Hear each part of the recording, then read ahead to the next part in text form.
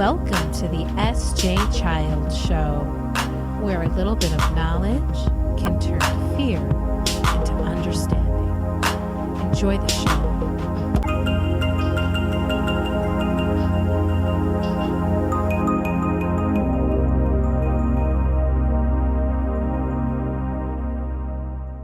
Join the International Autism Summit 2024 and support World Autism Awareness Day. Hey everyone, on April 2nd, we celebrate World Autism Awareness Day, a global initiative to promote understanding, acceptance, and inclusion of individuals in the autistic community. To mark this special occasion, we're thrilled to announce a one-day sale for tickets to the highly anticipated International Autism Summit 2024, April 19th and 20th. Don't miss this one-day only sale, April 2nd, 2024, World Autism Awareness Day. Hello, and welcome to the SJ Child Show. It's so exciting today to have Michelle back. I'm so grateful for the times that we've been able to get together. I think you've been in every single summit or event that I've had. Were you even in the safety summit, possibly? That might have been the only one you missed. The safety summit, yeah, I was in that one. That was the same day as my graduation from college. That's right. I knew that there was something. Oh my gosh. No, you are amazing. And the, just level of passion that you put into your life and your experience and sharing that. I'm so grateful for you. So thanks for coming back. And I'm excited to hear what is going on and what you've been doing since graduation. Let's start there. Let's start for anybody that's listening to Michelle for the first time. Give us an introduction and tell us a little bit about yourself, and then we'll go from there. Sure. So for those who don't know me, my name is Michelle Vinokurov. I'm an autistic self-advocate. I was diagnosed with autism around the age of 2. It was the same year that my younger brother was going to be born. Funny story with that, but yeah. And then from there, my parents found out my diagnosis very early on in life because they saw that I was developmentally behind compared to my older sister. So that's where they kind of figured out that that I needed to get more supports in place, and then now here we are today. I graduated from Purdue University Global just almost 2 years ago already, and fast forward in time now, I work as a behavior specialist for the public school district here in Florida that I'm at. And I also work with Full Spectrum ABA as an RBT and also other roles with them. I have like a bunch of side roles with them because I have like a huge partnership with them. And then I also run a blog website known as the World of Autism. If you haven't checked that out yet, make sure to check it out. Go and follow for great content that I got on there as well. Yeah, and we'll definitely put those links in there so that people can go check that blog out and everything and support your website and everything. And oh my gosh, all of these exciting changes for you. And what have you like inside? What has it felt like for you to kind of be able to take this new step in all of these advocacy roles?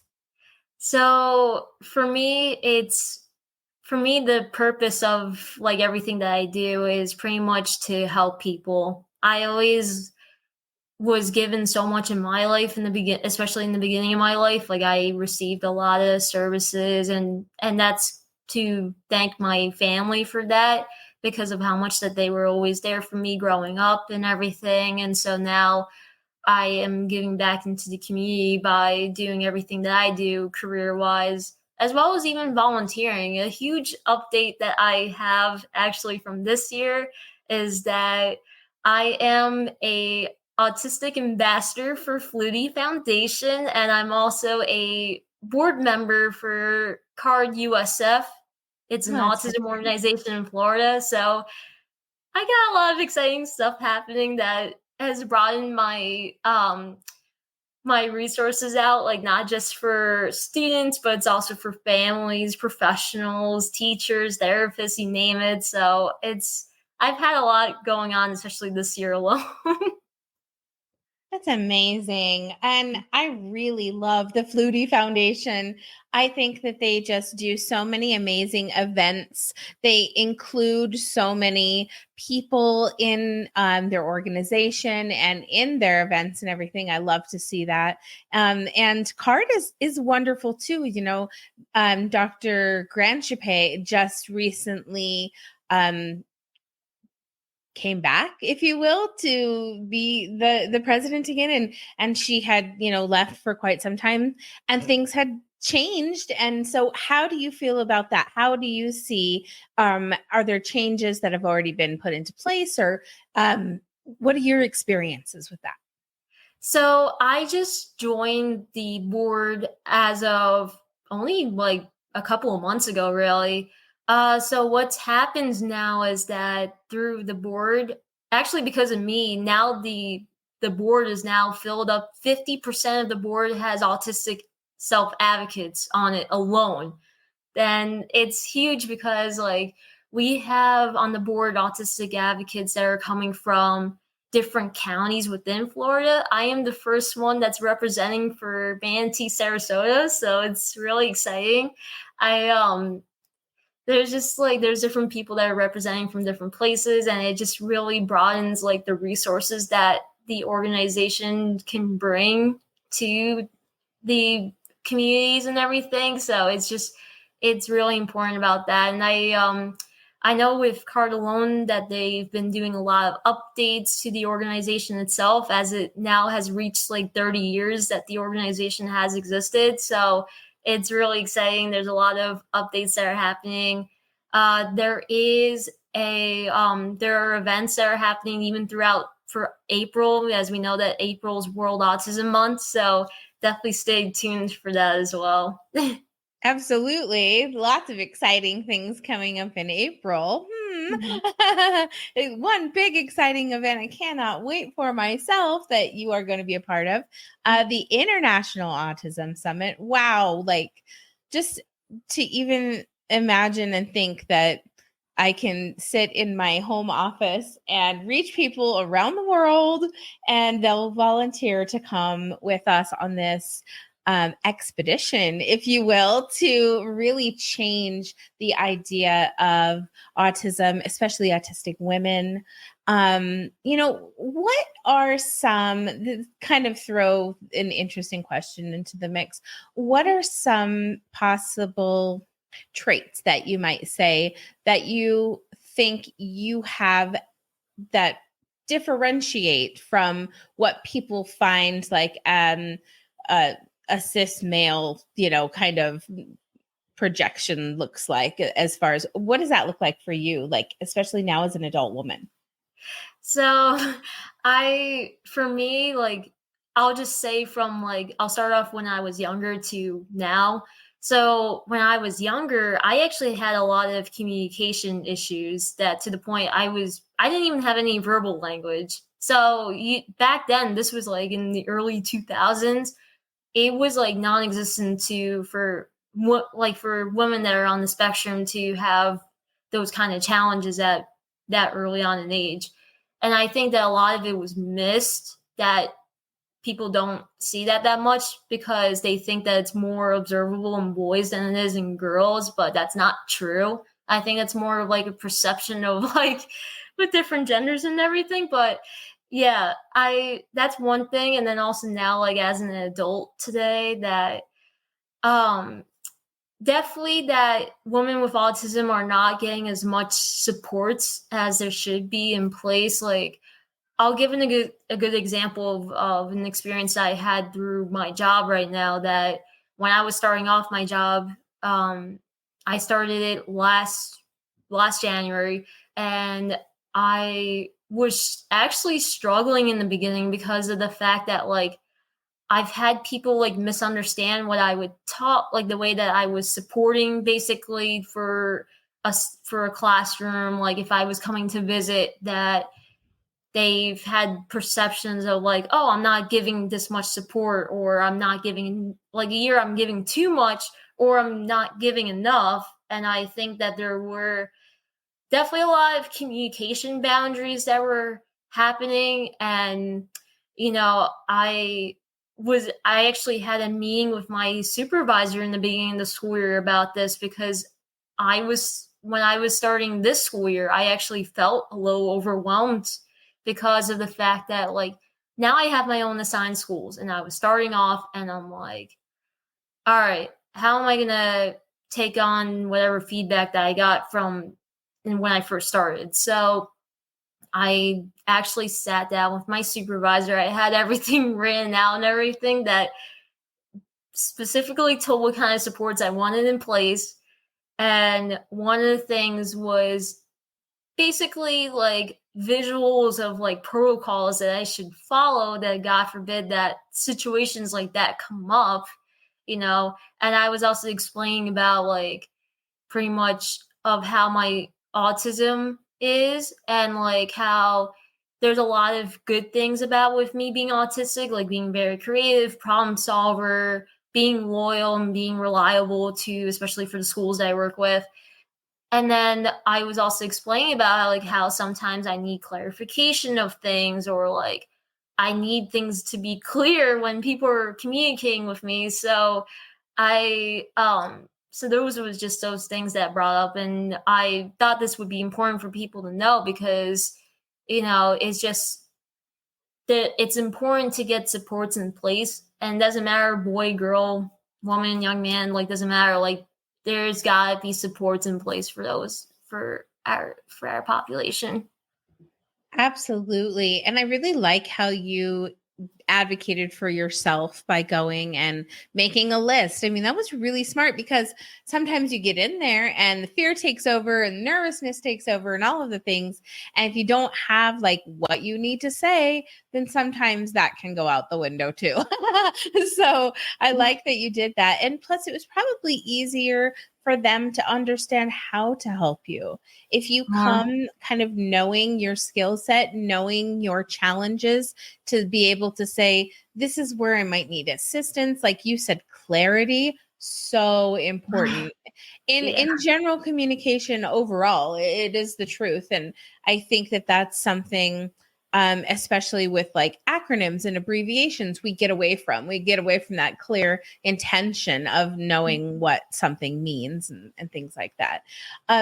As autistic woman in the workplace, what kind of maybe like role modeling or mentoring are you doing for the students? Like how do you see yourself in that position personally, like growing and nurturing that? So the biggest thing that I love with my role so much is the fact that I am modeling a lot of like more of the behaviors that like, or even just skills in general, like social skills, coping skills, even to like pretty much anything that will help. The goal is to help enhance a individual's quality of life. That's the goal, whether it be from independence to gaining skills, like as I've mentioned, like social skills, coping, emotional skills, like anything like that, to where pretty much where I'm also training teachers, families, therapists that work in the schools, you name it, to where they learn how to incorporate like inclusive strategies in the classroom, like that, like such as where peers are interacting with each other, like more of like, in a way, like pretty much like incorporating naturalistic approaches, like when there's situations that come up, like I'll model for a teacher to teach a child, like, okay, I know that this activity can may be difficult, but remember we went over strategies that you can use to overcome when difficult activities come ahead. So you can always ask for help. You can always, like, pretty much like things like that, to make sure that, it's a good way to practice with the kid that like how there's strategies that we've been practicing, and like when real life situations come up that it could be applied with. So, but especially for like the families and stuff, like how the goal in my role is making sure that like skills and stuff are being generalized from between home and school. So I would like, for me, like I always would make sure that pretty much like every month I'm always reaching out to families about like that I have on my caseload, like how are things going for the student at home? Has the teacher communicate with you about what's been working in school? Because whatever's been working in school, we can generalize it to home and vice versa. So it's just really important to where that everybody is on the same page, and I love it about my role because I work with everybody. I don't just work with students. Like it's just because it truly does take a village to impact one kid's life. Yeah, absolutely. What do you think about the other teachers or the admin? Like, how do they take the information? Are they excited to take it? Are they still in, that learning process? I guess having you there as an autistic is so much better for them to kind of have that coaching experience through. So the funny thing, when I started out this school year with my assigned schools, which by the way, there's only 8 weeks of school left. So I'm about to finish my first year being a behavior specialist. So it's huge. To me, like the way that I explained it to my schools, like kind of how I disclosed myself, is that I told them that I can relate to students on a personal level.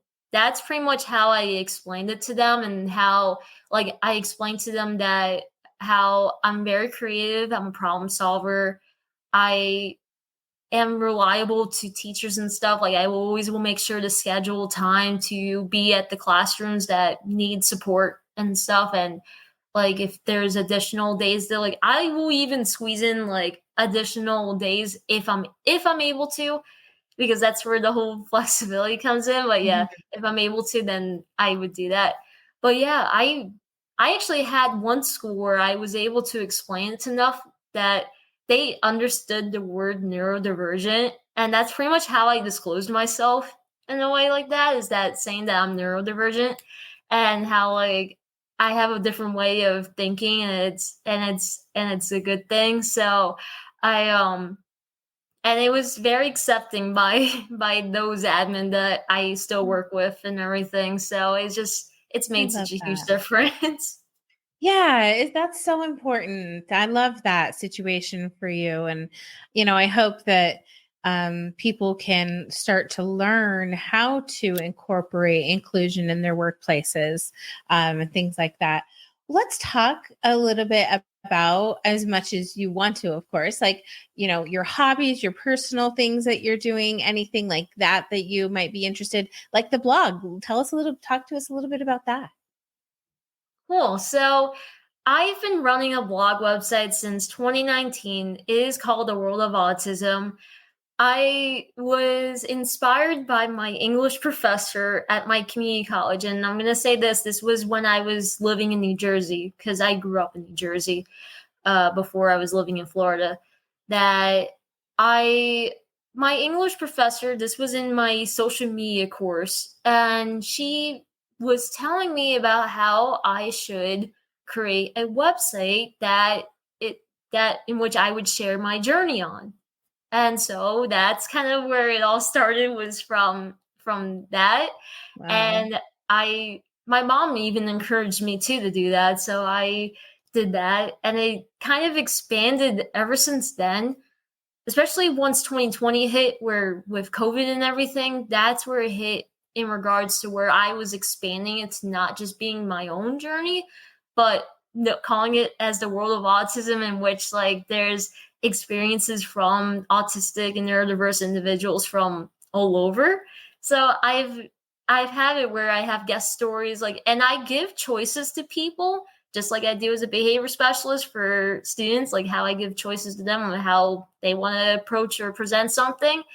Same thing for my blog website. I pretty much give choices to people of how they want to share their story. Either they can have a written guest blog story where they would just type it and I would incorporate it, or I would do like I do today. I do a whole podcast series on my blog website, and I'll create a blog story for that too, because everybody has equal opportunities to be able to share their journey, to share their story, because it is very informative for families, for teachers, therapists, professionals, you name it.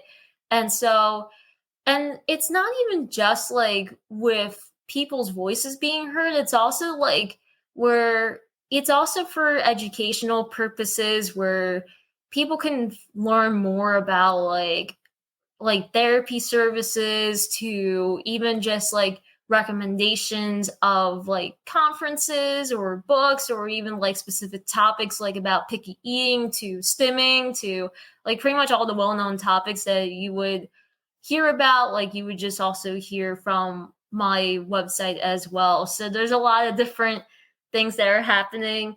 And I also do have a keynote speaker page because I have presented at conferences before. So for anybody that wants to check that out, make sure you check that out too. Oh, I love that. That's a wonderful. And what about, I was just thinking when you were talking, do you have like any mentors or people that you've kind of looked up to along the way? I'd love to hear about that. Sure. So it actually was when I was in sixth grade. And this was when I finally learned that I was autistic, even though I was autistic very early on. I It was through Dr. Temple Grandin. She's a well-known autistic professor. After learning from her, like watching her documentary and everything, like that's where she really became my mentor in terms of like advocating for the community. And it got to the point where when I was 16 years old, that was when it was the very first time I shared my journey to the online world, because I didn't really share it online at all. I wasn't really that much on social media platforms till I was 16. So I pretty much from there, like ever since then, that really picked up for me about like, okay, I really want to help the neurodiverse population so much. And it's pretty much geared me towards like my careers today. Because, and I'll tell you this, like that I've been working, and this has been a proud thing for me because I've reached 5 years now that I've been working more than one job. So it is possible for people to do that. So don't ever think that you can't. So Love I that. yeah. Oh, that's fantastic. And Temple is such a pioneer and such a dear, dear like person. She's going to be in Salt Lake in just a few days, and I'm really hoping I get to go and meet her and finally see her in person. Because I've had her on the show, I've talked to her Yeah. through emails and stuff, but no, I'd love to really just be able to. I'm a hugger. She probably isn't, but I actually, that's okay. same thing. I met her. I actually did meet her for the first time in person. This was in 2009, 19, 18, about a few years ago. I met her when I was in New Jersey. I was still working as a teacher assistant at the time. I just got into the school district for the first time ever. So I'm like, it was really exciting. I watched her. I was at a my dad's family friend who runs an autism organization. It was called Faces for Autism. They had Temple Grandin come to speak and everything, and I got to meet her in person while I was getting I got one of her books and I got signed and everything. So it was amazing. I love that. Yeah. Well, and there's so much to be said now.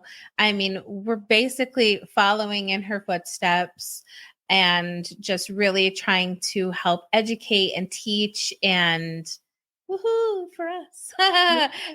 So yeah, and what a magical and special journey to be on and to be able to say like we're impacting more than just our own families, our own communities. Like, we're on this global effort to just really try to reach, this huge initiative of people to make a difference, make a change, to open people's eyes to the beauty, the amazing abilities that humans can have when they're given the belief that they can be something bigger than themselves.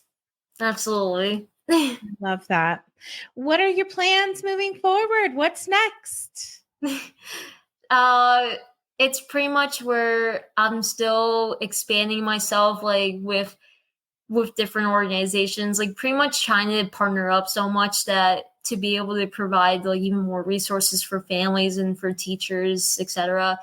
I'm also like, I'm even just also like professionally growing my own career, like in regards to where I keep going for more certifications and everything, because I feel like that really helps a lot in regards to like even just for like credential purposes of how like I'm able to pretty much like give the resources I do because of my background. So it's not even just like personal, but also like professional too. And it makes it really important. Like I have like there's a organization here in Florida called All Friends Network. I've been partnering up a lot with the CEO. His name is Trevor, and he has cerebral palsy, and he runs this organization because he wanted for neurodiverse people to be involved and make friendships and everything. So there's been a lot of like partnerships going on for me in regards to like this resources that could be provided for families and stuff, and knowing like there are services, especially even for those who are above age 18, because it's really important that there always should be services even beyond that age. So yeah. And Florida has a lot of actually really great ones. They have Happy and Employ You that are out there, and some really good other, the Dan Marino Foundation. I just get emails from them all the time. They're doing some an autism events sometime like in the next few days, I think. So if you don't know about it, go check it out. I don't know where they're at, and I don't know much about Florida. So that's all I just get the emails. I'm so glad that we got to catch up and chat about, what's been happening since we last had you on the show and kind of where you're going. And you've had so much growth, and I'm so excited and proud of you, and happy to be your friend and to be, going on this journey and kind of partnering up with you and being able to do all of these things together like this. Yeah, same with you. It's amazing. It's amazing what we can do when we put our minds to it. Even better what we can do when we join other people in with us and we start to really see change happening. So yeah, everyone, please go check out the World of Autism and make sure you follow Michelle on her social medias. Hopefully everything will go as planned with this first recording done on StreamYard today. So we'll get all the good stuff in the show notes for everyone. Anything else that you can think of that's going on or you want to talk about? I just want to let people know that don't ever stop following your dreams, because I know that like for a lot of autistic people, like, we get so much setback because of perceptions that are from society and everything, but don't let that get to you, because you're able to do a lot more than you think that you can. Like, as I've shared myself, like I went from being a nonverbal autistic who was pretty much in her own world and everything to where I graduated with a 4-year degree, working multiple jobs for the past few years now, to even being like board members for organizations. So do not give up on your dreams. I love that, Michelle. Thank you so, so much. And someday we'll be able to get together and meet each other in person too. I just can't wait for that day when, I know. One of these days, like now that we have the nonprofit up and running, I'm not really up and running, we have it established, then I'm really hoping, and my husband does too, that we can come together somewhere and have an in-person event. I think it would be just the most amazing thing we could do. So I agree. thank you. Thank you for being a support to your community, to your schools, supporting me on this journey and my show and my listeners. So it's just been such an honor and a pleasure to have you. Thank you so, so much. Thank you so much for having me on again. And then I love our friendship and the collaborations that we've been doing for so long. Yeah, me too. Thank you so much. And, I'll air this before our events coming up. So everyone, when you're at the end of this podcast, please go over to the International Autism Summit 2024. You can find it. It's on the Purdue event website, PODUTY. And we are going to have such an amazing 2 days, 20 hours of advocates from around the world, panel discussions. Everybody gets involved. They are asking questions in the comment section and being engaged. And just, I couldn't be more excited to see what's going to come about for this new exciting international summit. Wow. Yeah, I'm excited about that too, especially from people like coming from all over. Like it's huge. Oh, it's going to be such a neat way to network and to establish, connections and, like you said, partnerships around the globe. So woohoo, yay to us. And Michelle will be a speaker. So please make sure that you go and get your tickets. I'll also say that there will be a special ticket sale April 2nd on World Autism Awareness Day. So make sure to tune back in. And until then, everyone take care. Thank you so much. Bye.